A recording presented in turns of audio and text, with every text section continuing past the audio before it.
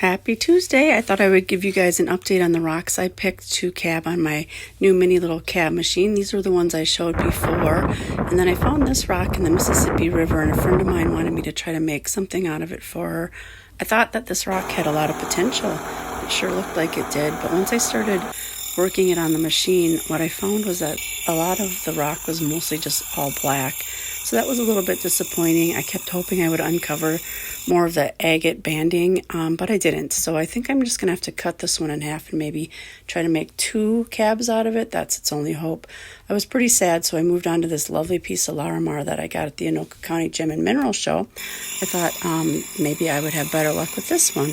And it had 2 really beautiful sides. Both sides I liked, so I didn't know which one to make the front. So I just kind of got off all the rough edges and didn't try to pick a side. I got down a nice rocking technique here, and I really think this one turned out nice for a $2 piece of Larimar. I think it's really beautiful, so I'm happy with that. Then I moved back to my original rocks, and this one had some really cool pops of color on it. Now that I worked this on the machine, though, I feel like this might have been tile or something that had been painted, because the color just really disappeared, and the stone was, or clay or whatever it is, was really soft. So this one was kind of a bummer.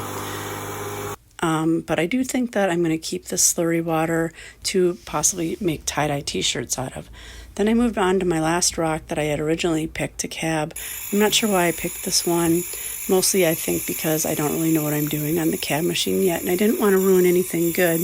But I do think that I'm good enough now that I can lean back sometimes and rest my neck.